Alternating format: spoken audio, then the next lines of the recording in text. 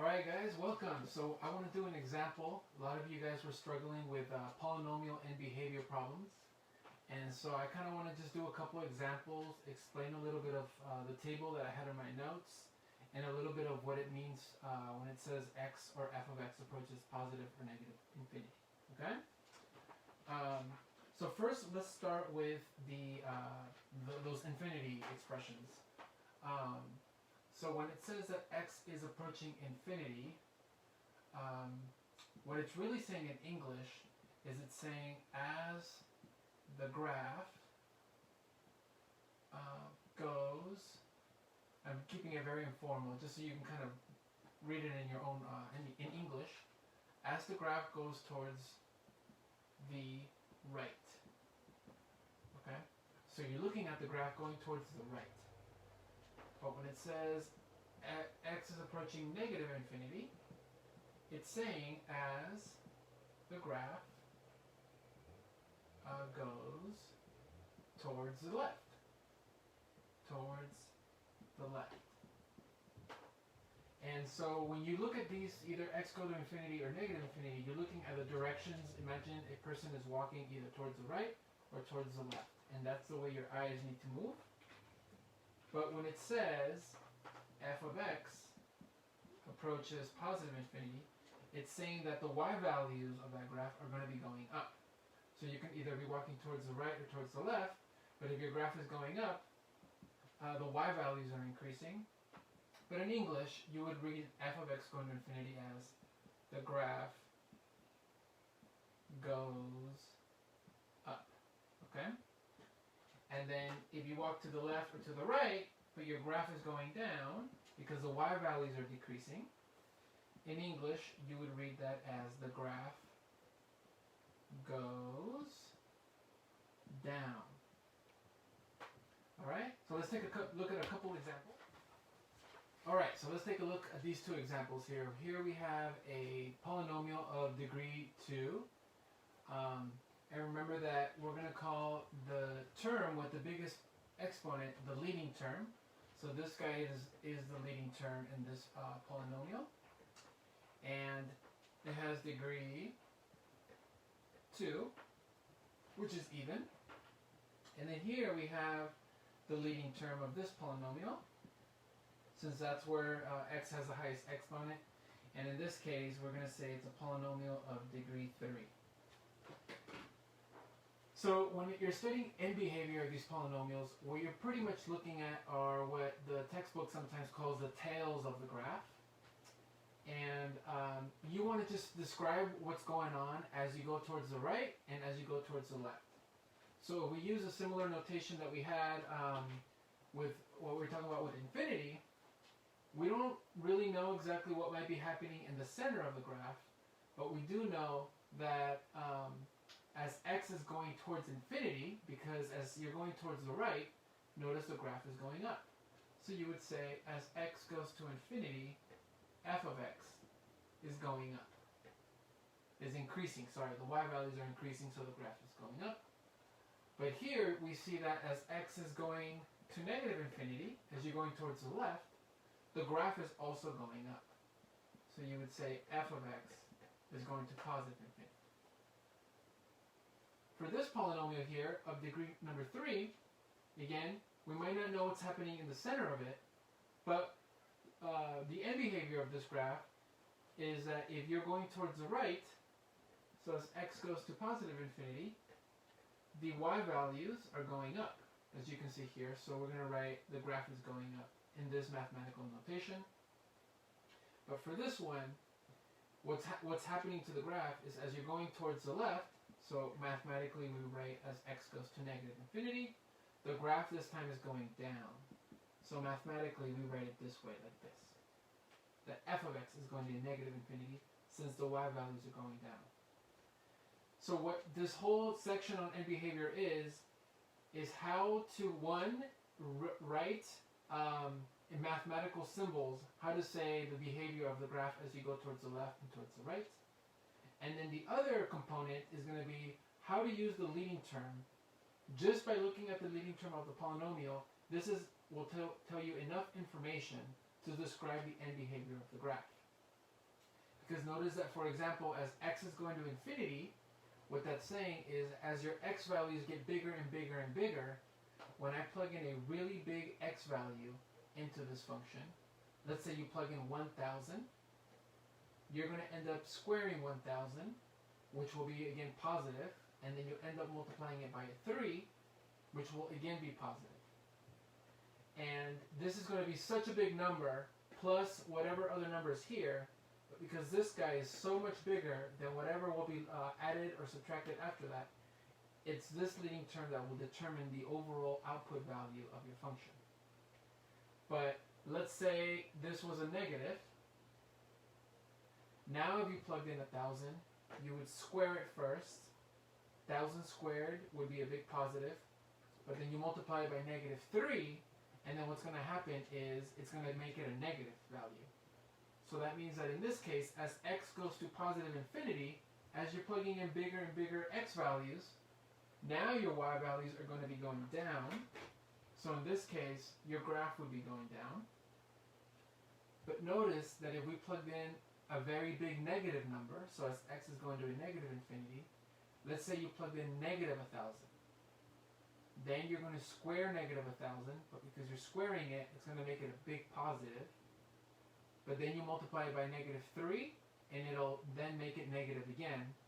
So the overall big y value is going to be a negative. So in this case, you're going to be going down. So your graph is going to be going down. So by making this 3 a negative, now it flips the end behavior so that now your f of x is going towards negative infinity as you go either to the left or to the right. And a similar story with when you have a polynomial of degree 3, or in this case, an odd degree.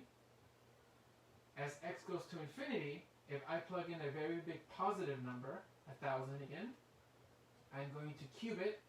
That's going to be positive. I multiply it by positive 4, it'll again be positive. And then whatever's added after that, again, will be not as big as the leading term, so the leading term will take over the positive or negative value of the output. So in this case, when you plug in a very big positive, you get a very big positive y value, which is why we say the output values go to infinity. And in English, we're saying the graph goes up. But now notice what happens if you plug in a very big negative number.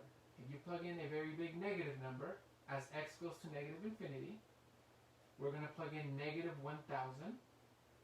But when you cube negative 1,000, it's going to turn into a very big negative number. But then you multiply it by a positive 4, it'll still be a very big negative number. So overall, the output value is going to be a very big negative number, which is why we're saying the outputs are going to negative infinity, which is making the graph go down. But again, let's say we wanted to negate the leading coefficient here into a negative 4, and now let's repeat this process and let's see what happens. I plug in a very big positive because x is going to infinity. I'm going to cube it. Let's say again 1,000. I cube 1,000. That's still very positive and very big now. But then you multiply it by negative 4, and it's going to make it a very big negative number. So now your output values are going to be going to a negative infinity, and therefore your graph will now be going down like this. Okay, because your y values are going down, or they're decreasing. But let's look at this case. This one's usually the trickiest one. Let's say you plug in a very big negative number. So we plug in negative 1,000. You cube negative 1,000. You're gonna, because it's an odd power, you're gonna get a very big negative number. But then you multiply by negative 4. Now you have a very big negative number being multiplied by negative 4. It's going to turn it into a positive. So then in this case, your output values, as x gets more negative, you're actually going to be approaching a very big positive, because a negative times a negative will become positive. And so therefore, now your y values are approaching positive infinity. So your graph, in English, that means your graph now is going to be going up. So notice that the end behavior flipped when I negated this leading coefficient. Okay? And that's the little table that I provided for you. So I want to explain that next, okay? Alright guys, so here's the table that I provided for you. And what it's basically saying is if you have a number, any polynomial can be rewritten in this kind of abstract form where the a of n times x of n is the leading term. So this is the leading coefficient right here. Okay? This is the leading coefficient. And remember that if it was positive or negative, it kind of changed the behavior of the end behavior of the graph. So that's what we got to take into account. And n here is the degree of the polynomial. So what this table is doing, it's splitting up where this column is talking about the degree of the polynomial having degree, even degree n, and here n is going to be odd. So like an x to the third, for example. And in this first row, it's saying if the leading coefficient is positive, and then this bottom row is saying if the leading coefficient is negative. So for example, if you have, like we saw earlier, 3x squared is an even degree polynomial, and 3 was positive. So we end up with this scenario, and what we found is that the graph goes up regardless if you're going to the left or to the right. But if you have an even degree and the coefficient was negative, then the graph was going down as you went left or right. So as x goes to positive infinity or negative infinity, f of x goes to negative infinity, or f of x goes to positive infinity. When the degree was odd, we saw that the end behavior was always opposite, right? One goes up and one goes down, depending on which way you go. And this table is trying to organize all that for you. So it's saying that if you have a odd degree polynomial, and your leading coefficient's positive, so like the one we saw earlier, then as you go towards the right, your graph goes up, and as you go towards the left, your graph goes down. But if you have an odd degree, and you have a negative coefficient, we saw that it was the opposite. As you went towards the left, your graph went up, and as you went towards the right, your graph went down. So that's what this table is trying to do, is trying to organize that idea for you. And so on the homework, you'll be given some examples, and let's say they give you this example, and they say something like, you have f of x equal to 2x times x plus 1, let's say, and then x minus 2. And they're asking you for the end behavior. Let's say it says you want to describe the end behavior. So describe the end behavior as, let's say, x goes towards negative infinity. Okay? So what you would need to do in this case is you want to first figure out the degree of the polynomial and what the leading coefficient will be. But notice that for this polynomial, when you multiply these two terms here, you're going to get an x squared, and you can keep multiplying, but you're going to get a whole bunch of other stuff. But all you care about is the biggest term that you get. So when you multiply these two terms here, you're going to get a quadratic. So the first term is going to be x squared. Let me move that to the bottom. So you're going to end up with something that looks like this. And then you're going to get an x squared, and then plus some other stuff over here. But remember, you only care about the leading term. So you can, from now, you can forget everything else. And then you multiply these two terms, and notice that you're going to end up with something like negative 2 x cubed, and you're going to either subtract or add up a whole bunch of other stuff.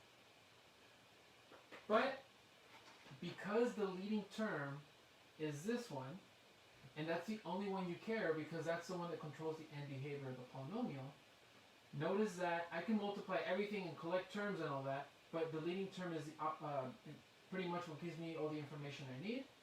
So then I look at the leading term and I say, okay, it's of odd degree, so it's in this column, and the leading coefficient is negative 2, so it's negative.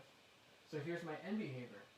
That means that as x goes towards negative infinity, so as you go towards the left, my graph is going to be going up. So then that tells you that as x goes towards negative infinity, f of x is going to be going up. So it's going to be going to positive infinity. So for all these problems, you want to use the leading term. Somehow you want to figure out what that leading term is, or what it should look like, so that correlates and it corresponds to your end behavior. Okay? So either they're going to ask you for the end behavior, and you have to find the leading term, or they'll give you the end behavior, and you have to kind of create a possible leading term that fits the criteria. Okay? I hope this helps. Have a great day.